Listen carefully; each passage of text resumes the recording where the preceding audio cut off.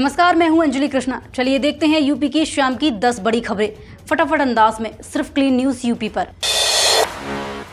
बलिया में नाम बदलने की मांग पर गर्मी, सपा सांसद ने बीजेपी विधायक का समर्थन। जेपीसी मुद्दे पर कांग्रेस असमंजस में। उत्तर प्रदेश के बलिया में नाम बदलने की मांग ने राजनीति हलचल बढ़ा दी है। बीजेपी विधायक की मांग को सपा सांसद सनातन पांडे का समर्थन मिलते ही सवाल उठने लगे हैं कि क्या समाजवादी पार्टी उनके खिलाफ कदम उठाएगी। उधर प्रधानमंत्री और मुख्यमंत्री हटाने वाले विधेयक पर बनी संयुक्त संसदीय समिति ने टीएमसी, सपा और आप पहले ही बाहर हो चुकी है। इस फैसले ने कांग्रेस को मुश्किल में डाल दिया है, क्योंकि उस पर विपक्षी एकजुटता निभाने का दबाव बढ़ता जा रहा है। दोनों मोर्चों पर सियासत तेज है। आर्यन जुआल और तीरथ सिंह के दम पर गोरखपुर की लगातार दूसरी जीत। यूपी T20 लीग में गोरखपुर लॉयंस ने कानपुर सुपरस्टार्स को 13 रन से हराकर लगातार दूसरी जीत दर्ज की है। पहले बल्लेबाजी करते हुए गोरखपुर ने आर्यन जुआल 90 रन, 6 चौके, 6 छक्के और एस यादव 56 रन की शानदार पारियों की बदौलत 20 ओवर में 193 रन बनाए। जवाब में कानपुर की टीम समीर रिजवी की ताबड़तोड़ 93 रन की पारी के बावजूद 180 पर सिमट गई। गोरखपुर के तीरथ सिंह ने घातक गेंदबाजी करते हुए 4 विकेट झटके। इस हार के बाद कानपुर सुपरस्टार्स की टूर्नामेंट में स्थिति और मुश्किल हो गई है, क्योंकि टीम लगातार अपने 5 मुकाबले हार चुकी है। सोने चांदी की कीमतों में उछाल। 24 कैरेट सोना 98,860 पर पहुंचा। चांदी के दाम 1,800 रुपए से ज्यादा बढ़े। भादो माह की शुरुआत के साथ ही सर्राफा बाजार में सोना चांदी की कीमतों में बड़ा बदलाव देखने को मिला है। लखनऊ, नोएडा, गाजियाबाद, कानपुर, वाराणसी और आगरा समेत यूपी के कई शहरों में 24 कैरेट सोना 98,860 रुपए प्रति 10 ग्राम और 22 कैरेट सोना 94,150 रुपए हो गया है। वहीं चांदी के दाम 1,800 रुपए से ज्यादा बढ़े हैं। विशेषज्ञों का कहना है कि सोने की कीमत जल्द ही 1 लाख रुपए प्रति 10 ग्राम का स्तर पार कर सकती है। हालांकि उतार चढ़ाव जारी रहेगा। जौनपुर में 2 सड़क परियोजनाओं का शिलान्यास। उन्नाव में आरओबी निर्माण की राह आसान। बजट मिलने के बाद काम में तेजी। जौनपुर में खेल एवं कल्याण राज्य मंत्री गिरीश चंद्र यादव ने विधायक निधि से 2 सड़क परियोजनाओं का शिलान्यास किया। हरकपुर मोहल्ले और हरकपुर कॉलोनी शकर मंडी में इंटरलॉकिंग और नाली निर्माण का कार्य होगा। मंत्री ने कहा कि मूलभूत सुविधाओं के लिए पर्याप्त बजट उपलब्ध है और जन समस्याओं का समाधान उनकी प्राथमिकता है। उधर उन्नाव के शुक्लागंज में मरहला चौराहे पर रेलवे ओवरब्रिज निर्माण का रास्ता साफ हो गया है। 70 लाख रुपए का बजट स्वीकृत होने के बाद हाई टेंशन लाइन शिफ्टिंग शुरू कर दी गई है। गोरखपुर दौरे पर सीएम योगी। गुरुद्वारा रेनोवेशन का लोकार्पण। अधिकारियों संग विकास कार्यों की करेंगे समीक्षा। गोरखपुर प्रवास के दूसरे दिन मुख्यमंत्री योगी आदित्यनाथ आज पैडलेगंज गुरुद्वारा के सुंदरीकरण कार्य का लोकार्पण करेंगे। 2.32 करोड़ की लागत से तैयार यह प्रोजेक्ट गुरुद्वारे को नई पहचान देगा। कार्यक्रम में सिख समाज के जनप्रतिनिधि और सेवा समिति के पदाधिकारी भी मौजूद रहेंगे। मुख्यमंत्री दोपहर 3:30 बजे से अधिकारियों और जनप्रतिनिधियों के साथ बैठक कर विकास कार्यों की समीक्षा करेंगे।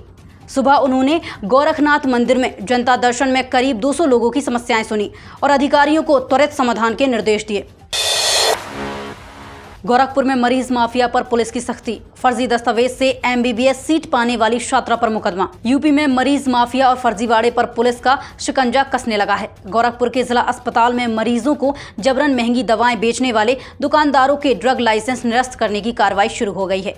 वहीं फिरोजाबाद में नीट में कम रैंक आने के बाद छात्रा साखी विश्वास ने स्वतंत्रता संग्राम सेनानी की पोती बनकर फर्जी आश्रित प्रमाण पत्र तैयार कराया और मेडिकल कॉलेज में MBBS सीट हासिल कर ली। दस्तावेजों की जांच में फर्जीवाड़ा पकड़ा गया और अब उसके खिलाफ मुकदमा दर्ज हो चुका है। श्रावस्ती में यूरिया संकट, समितियों पर लंबी कतारें। अवैध ओवर रेटिंग में खाद जब्त, किसानों को सरकारी दर पर वितरण। श्रावस्ती में किसान यूरिया खाद की किल्लत से जूझ रहे हैं। साधन सहकारी समितियों पर सुबह से शाम तक किसानों की लंबी कतारें लगी रहती हैं, लेकिन स्टॉक खत्म होने पर कई किसान खाली हाथ लौट जाते हैं। भीषण गर्मी और धक्का मुक्की से हालात बिगड़ रहे हैं। इसी बीच मल्हीपुर में 15 अगस्त की रात फौजी ट्रेडर्स द्वारा 650 बोरी खाद अवैध तरीके से ओवर रेटिंग पर बेची जा रही थी। कृषि विभाग की सूचना पर पुलिस ने खाद जब्त कर ली है और अगले दिन इसे सरकारी दर पर किसानों को उपलब्ध कराया। गाजीपुर में 533 स्कूल भवन जर्जर घोषित। सुरक्षा हेतु छात्रों को शिफ्ट किया जाएगा। सर्वे के बाद गिराए जाएंगे भवन। गाजीपुर में बेसिक शिक्षा विभाग ने करीब 2200 स्कूलों में से 533 भवनों को जर्जर श्रेणी में चिन्हित किया है। पिछले साल 390 जर्जर भवन गिराकर उनका पुनः निर्माण कराया गया था। अब नए चयनित भवनों की जांच के लिए 3 सदस्यीय कमेटी बनाई गई है, जो सर्वे कर तय करेगी कि कौन से भवन गिराए जाएं। सुरक्षा को ध्यान में रखते हुए छात्रों को पास के विद्यालयों में शिफ्ट करने के निर्देश जारी किए गए हैं। राजस्थान में जर्जर भवन गिरने से छात्रों की मौत के बाद यह सख्त कदम उठाया गया है। मथुरा में दलित किसान की हत्या, आरोपी गिरफ्तार। हरदोई सड़क हादसे में महिला की मौत। मथुरा के नगला गिरधर गांव में दलित किसान टीकम सिंह की पीट कर हत्या कर दी गई।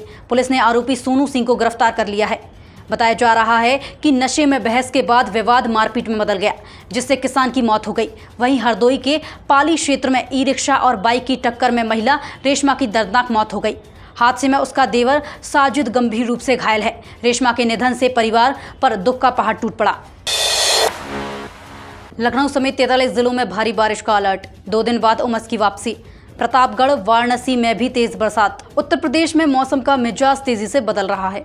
लखनऊ समेत 43 जिलों में भारी बारिश का अलर्ट जारी किया गया है। अगले 2 दिन झमाझम बारिश से राहत मिलेगी, लेकिन इसके बाद फिर उमस भरी गर्मी लौटने के आसार हैं। मौसम विभाग ने पूर्वी व पश्चिमी यूपी में गरज चमक और बिजली गिरने की चेतावनी दी है। वहीं प्रतापगढ़, वाराणसी, प्रयागराज, बांदा, चित्रकूट और मिर्जापुर सहित 15 जिलों में मध्यम से भारी वर्षा की संभावना जताई गई है। बारिश के बाद फिर से मानसून धीमा पड़ सकता है। आप देख रहे थे क्लीन न्यूज यूपी की 10 बड़ी खबरें फटाफट अंदाज में। जरूरी और काम की खबरों के लिए चैनल को सब्सक्राइब करें और वीडियो को लाइक करना ना भूलें। शुक्रिया।